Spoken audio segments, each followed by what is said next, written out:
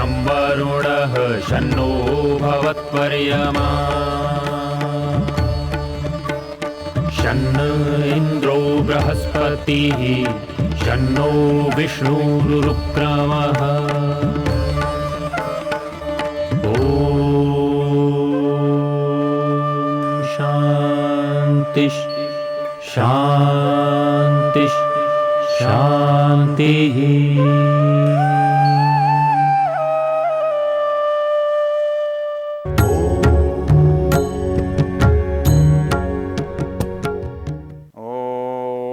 आप इद्वावु भेषजी आपो अमीव चातनी आपः सर्वस्य भेषजीस्तास्ते कृण्वन्तु भेषजम्।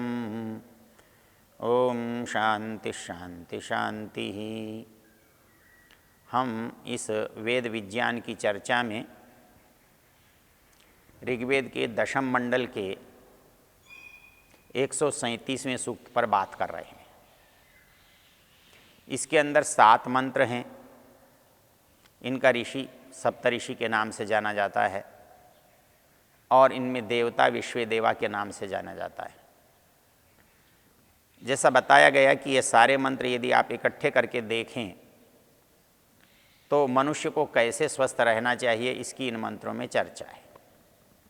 मनुष्य को वायु का उपयोग कैसा करना चाहिए, जल का उपयोग कैसा करना चाहिए, अन्न का उपयोग कैसा करना चाहिए, तो वो वाणी का उपयोग कैसा करना चाहिए, कौन सी वस्तुएं हमको काम में लेनी चाहिए, हमको कैसी वाणी बोलनी चाहिए जिससे हमारा मन स्वस्थ हो, इसकी बड़ी विस्तार से हम चर्चा देख रहे हैं। उसी क्रम में हम 6ठे मंत्र पर विचार कर रहे हैं। आप इद्वावु भेषजी, कहता है ये जल जो हैं औषध हैं, हमारे शरीर के विकारों को दूर करते हैं और विकारों को उत्पन्न न होने देने का काम करते हैं। हमको जैसे भूख लगती है भोजन कर लिया, वैसे प्यास लगती है पानी पी लिया, बस इतने तक हमारी जानकारी होती है और इतने ही काम को हम काम समझते हैं। किंतु हमने कभी विचार नहीं किया कि जल का हमारे जीवन में क्या उपयोग होता है। बस शरीर ने कहा पानी चाहिए, आपने पिला लिया और आप इसकी जगह कुछ भी पीकर काम चला लेते हैं। कहते हैं नहीं, तो जल जो है वो हमारे जीवन में क्या महत्वपूर्ण काम करता है, इसकी हम चर्चा कर रहे थे। हमने आपको बताया कि जल शीतल है, इसलिए मन पर प्रभाव करता है। जल शीतल है इसलिए शरीर पर भी प्रभाव करता है। मनुष्य को जब भी उष्णता लगती है, गर्मी लगती है, तो वो पानी की ओर दौड़ता है, उसको स्नान करने की इच्छा होती है। तो जल हमारे अंदर पवित्रता भी पैदा करता है और हमारे अंदर शीतलता भी पैदा करता है। हम स्नान करते हैं इसलिए कि पवित्र हो, शरीर को मलिनता से दूर करते हैं और शरीरता में शीतलता भी पैदा करते हैं। गर्मी के कारण हम परेशान हैं तो जल से, शीतल जल से स्नान करके शरीर को शीतल करते हैं और जल के प्रवाह से हमारे शरीर के मलों को हम बहा देते हैं, हटा देते हैं। तो जल जो है वो हमारे लिए उभयथा उपयोग में काम आता है। और इससे सबसे अधिक ऊंची बात है कि वो जल हमारे लिए मानसिक चिकित्सा का भी कारण होता है और शारीरिक चिकित्सा का भी कारण होता है। हम आप गुस्से में हैं, किसी दुख में हैं, शोक में हैं, आप ठंडे जल का उपयोग करते रहेंगे तो आपकी चिंता, आपकी परेशानी, आपका दुख कम होता रहेगा। वो हमारे मन को भी शांत करता है। इसलिए जो जो चीज़ें मन को शांत करने वाली हैं उनको हम जल कहते हैं, इसलिए परमेश्वर का नाम भी हम जल कहते हैं। पिछले जल के प्रसंग में मैंने आपको बताया भी है कि जल जो है वो परमेश्वर को स्मरण कराने के लिए सबसे बड़ा साधन है। क्यों? कि मन जब तक शीतल नहीं है, शांत नहीं है, पवित्र नहीं है, तब तक मुझे किसी की बारे में सोचना, ईश्वर के बारे में सोचना ये संभव नहीं लगता। इसलिए हमारे यहाँ ईश्वर की उपासना करने के लिए स्नान करने का विधान है। आप स्नान करके ही उपासना क्यों करें? बिना स्नान किए क्या उपासना नहीं हो सकती है? उपासना तो हो सकती है, करने वाले करते भी हैं, लेकिन स्नान करना उपासना में सहायक है। क्यों सहायक है?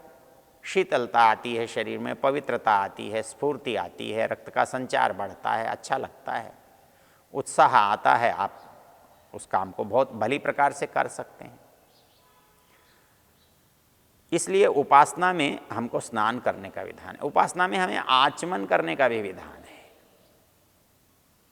हम जब भी संध्या या यज्ञ करते हैं, हम 3 आचमन करते हैं। अमृतः उपस्तरणमसि स्वाहा, अमृतः अपिधानमसि स्वाहा, सत्यम यश श्रीमयी श्री श्रेयताम स्वा।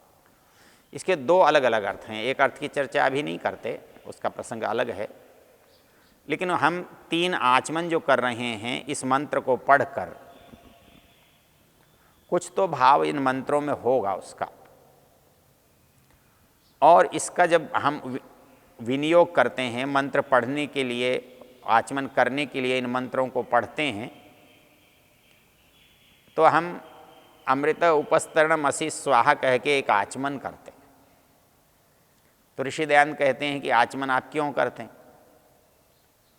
एक तो कंठ के दोषों की निवृत्ति के लिए करते हैं, शीतलता के लिए करते हैं,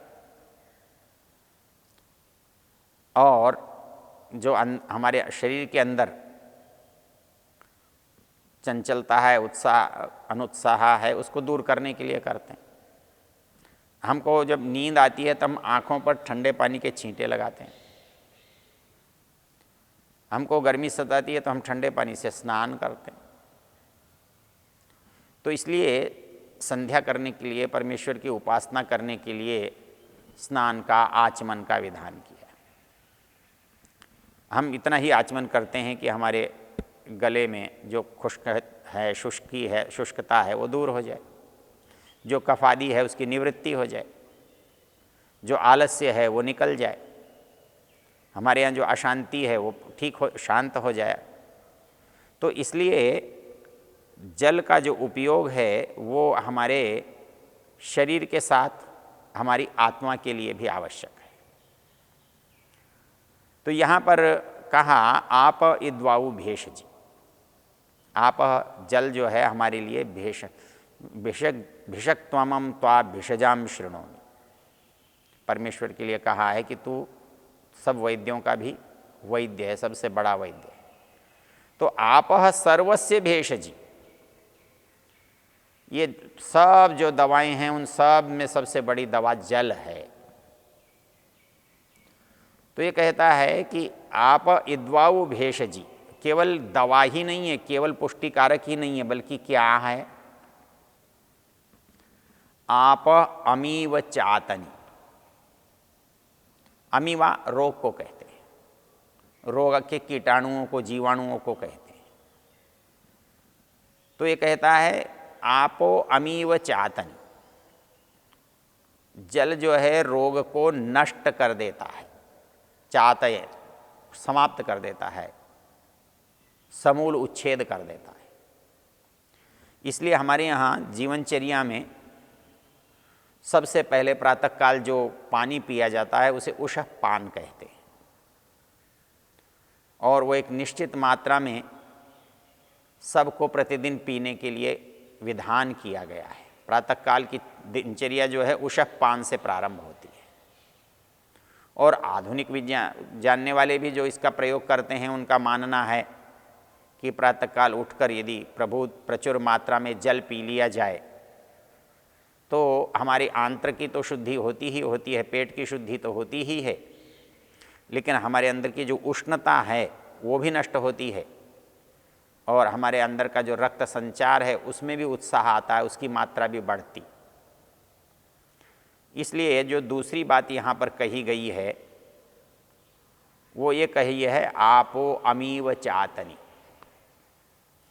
जल का अपना गुण है रोग को दूर करना। अब समस्या कहाँ पैदा होती है? यदि वो जल शुद्ध ना हो, पवित्र ना हो, रोग रहित ना हो, तो वो कैसे पैदा करेगा? वो तो हमें रोग उल्टा डाल देगा ला करके। इसलिए आजकल हम देखते हैं कि भाई ये संक्रमण वायु से भी होता है तो जल से भी होता है, भोजन से भी होता है, वस्त्र से भी होता है। और कोई संक्रमण आज ही पता चला है ऐसा तो है नहीं। संक्रमण के रोग हमारे यहाँ आयुर्वेद में बहुत विधान है। एक माधव निदान की पंक्ति है कि जो रोगों का संक्रमण है वो कैसे होता है। प्रसंगात गात्र संस्पर्शात निश्वासात सह भोजनात् एक शय्यासनाच्चैव गंधमाल्यानुलेपनात् ज्वरः यक्ष्मा च शोषश्च नेत्राभिष्यन्द एव च औपसर्गिक रोगाश्च संक्रमन्ति नरान्नरम। जो औपसर्गिक रोग हैं, छूकर जो एक दूसरे के पास जाने वाले रोग हैं, वो एक मनुष्य से दूसरे मनुष्य पर आते। औपसर्गिक रोगाश्च संक्रमन्ति नरान्नरम, एक मनुष्य से दूसरे मनुष्य तक संक्रमित होते हैं। उनमें कुछ नाम भी गिना है। ज्वरः यक्ष्मा च शोषश्च नेत्राभिष्यन्द एव च। बुखार है, ये संक्रामक हो सकता है। टीबी जिसको यक्ष्मा कहते हैं वो हो सकता है। ज्वरः यक्ष्मा च शोषश्च, शोष जो सूखे का रोग है। नेत्राभिष्यन्द जो आँखों का आना है। ये बहुत सारे रोग जो औपसर्गिक हैं, कीटाणुजन्य हैं, एक दूसरे से लगने वाले हैं। कहता है कि ये रोग एक दूसरे से एक दूसरे के शरीर में संक्रमित होते हैं। तो कैसे कैसे संक्रमित होते हैं, संक्रमण के कारण क्या क्या हैं? जैसे आजकल बहुत सारे लोग समाचार पत्रों में परेशान करते हैं कि अमुक गांव के लोग आए, बम्बई से एड्स लेकर आए, यहाँ आकर के सबको रोगी करके गांव को ही समाप्त कर दिया। प्रसंगात, इसलिए हमारे यहाँ ब्रह्मचर्य का, संयम का, अपने ऊपर नियंत्रण का विशेष विधान है, क्योंकि इसमें संक्रमण का, रोगों का ग्रहण करने का बहुत बड़ा अवसर रहता है। इसलिए पहला ही कहा प्रसंगात। गात्र संस्पर्शात, कुछ रोग हैं जो एक दूसरे के छूने से एक दूसरे में संक्रमित होते हैं, झूठा खाने से, झूठा पानी पीने से। प्रसंगात गात्र संस्पर्शात निश्वासात सह भोजनात्, अर्थात हमारा जो श्वास जब हम लेते हैं, आजकल आप हवाई जहाज़ में बैठे हैं, सिनेमा हॉल में बैठे हैं, किसी सभा भवन में बैठे हैं, वातानुकूलित जगह में बैठे हैं, और जहाँ पर सैकड़ों हज़ारों लोग आपके साथ बैठे हैं, तो ऐसी स्थिति में आपका श्वास प्रश्वास है, वायु है, वो दूषित होकर के एक दूसरे में संक्रमण उत्पन्न करता है।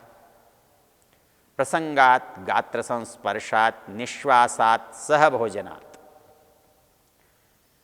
एक साथ भोजन करने को बहुत सारे लोग समझते हैं बड़ा गुण है। खासतौर से हमारे मुस्लिम समुदाय में ये समझा जाता है कि झूठा पानी पीना और झूठा खाना जो है ये प्रेम का कारण है। यदि ये प्रेम का कारण होता तो सारे मुसलमान लड़कर क्यों मर गए? इनमें सबसे ज़्यादा प्रेम होना चाहिए। ऋषि दयानंद कहते हैं यदि साथ खाने से, झूठा खाने से प्रेम होता है तो कुत्ते आपस में कभी लड़े ही नहीं। ऐसा है कि प्रेम बढ़ता है ऐसा नहीं है, प्रेम में आदमी साथ खा लेता है, क्योंकि भोजन जो है साथ बैठकर करना ये प्रेम की पहचान है। तो ये जो साथ है, प्रसंगात गात्र संस्पर्शात निश्वासात सह भोजनात् एक शय्यासनाच्चैव, एक ही आसन पर, एक ही बिस्तर पर यदि हम सोते हैं तो एक दूसरे के रोग हैं, दोष हैं, वो आ जाते हैं। निश्वासात सह भोजनात् एक शय्यासनाच्चैव गंधमाल्यानुलेपनात्, इसलिए हम कहते हैं भाई दूसरे का आप ब्रुश काम में मत लो, दूसरे की अपने व्यक्तिगत वस्तुएं हैं उनको काम में मत लो, दूसरे का रुमाल आप काम में मत लो, दूसरे के वस्त्र आप मत पहनो। ये इसीलिए कहते हैं कि रोगों का संक्रमण होता है। तो ये संक्रमण जो है जल से, वायु से, अन्न से, हाँ, बाकी वस्तुओं से तो सामान्य रूप से, तो इनसे विशेष हो सकता है। तो ये कहता है कि ये संक्रमण जल से हुआ है तो जल में ऐसा उपयोग करो कि संक्रमण दूर हो। तो संक्रमण होने का कारण जल बना है, तो संक्रमण दूर होने का कारण भी जल बनता है, बन सकता है। इसलिए जल को शुद्ध रखना और उसको प्राकृतिक रूप से रखना, ये हमारे लिए बहुत आवश्यक है। आज हम समझते हैं जल को शुद्ध रखने के नाम पर हम तरह तरह के जल का उपयोग करते हैं।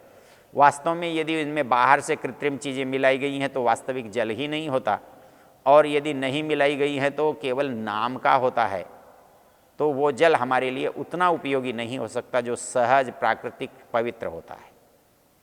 इसलिए वेद कहता है आपको स्वस्थ रहना है तो आप जल को औषध की तरह से काम में लो, औषध समझ के उसका उपयोग करो, औषध समझ के उसकी रक्षा करो। जैसे किसी औषध की चीज़ को हम बहुत साहस से, सूझबूझ से, प्रयत्न से उसको बचाते और सुरक्षित करते हैं और उसका सदुपयोग करते हैं, जितनी मात्रा में आवश्यक है, जब आवश्यक है उतना उपयोग करते हैं। तो वैसे ही जल को यदि हम रोगों को दूर करने वाला बनाना चाहते हैं, रोगों का निवारण करने वाला बनाना चाहते हैं, तो वेद कहता है आपह अमीव चातनी। जल जो है वो रोग को नष्ट करने वाला होता है। इसलिए जो व्यक्ति जल का उपयोग कम करते हैं उनके रोगी होने की संभावना बहुत बढ़ जाती है, क्योंकि उसके अंदर शरीर का जो संतुलन है, नाप है, वो बिगड़ जाता है। तो वेद कहता है कि भाई जैसे वायु का उपयोग आप समझबूझ के साथ करें, आप वायु का एक सामान्य उपयोग तो करते हैं कि आप श्वास ले रहे हैं, लेकिन श्वास आप अच्छी वायु में ले रहे हैं और श्वास पर्याप्त मात्रा में ले रहे हैं, तब आप चिकित्सा के रूप में चले जाएंगे। वैसे ही जल तो आप पीते ही हैं, किसी न किसी वस्तु में जल के बिना न तो आप खा सकते हैं न पी सकते हैं, लेकिन जल को जिस दिन आप औषध समझ के काम में लेंगे उस दिन की आप सुरक्षा भी उसको वैसी ही देंगे और उसका सदुपयोग भी आप वैसे ही करेंगे। तो इसलिए इस बात को प्रत्येक मनुष्य को समझने की आवश्यकता है कि जल को हम अधिक से अधिक मात्रा में कैसे सुरक्षित और पवित्र रख सकते हैं और उसका अधिक से अधिक सदुपयोग हर मनुष्य करे, इसका ज्ञान कैसे दे सकते हैं। इसका ज्ञान यदि सबको नहीं होगा तो इसका उपयोग कोई करेगा कैसे, उसे पता ही कैसे लगेगा। तो इसलिए मंत्र कहता है आप इद्वाऊ भेषजी आपो अमीव चातनी। एक प्रश्न है सकारात्मक और एक है विरोधात्मक, अर्थात क्या चीज़ करने से हमारे अंदर बढ़ोतरी होती है और उसका उपयोग करने से कौन सी चीज़ हमारे शरीर में से घटती है। तो हमारा बल बढ़े, हमारा सामर्थ्य बढ़े, हमारा स्वास्थ्य बढ़े, इसके लिए भी जल की आवश्यकता है। लेकिन हमारे अंदर का रोग है वो दूर हो जाए, इसके लिए भी जल की आवश्यकता है। इसलिए कहा आपह अमीव चातनी। ओम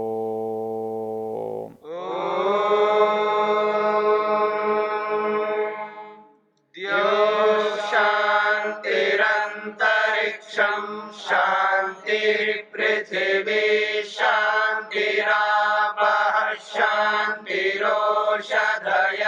शांतिः वनस्पतयः शांतिर्विश्वे देवा शांतिर्ब्रह्म शांति सर्वं शांति शांतिरेव शांति शांति।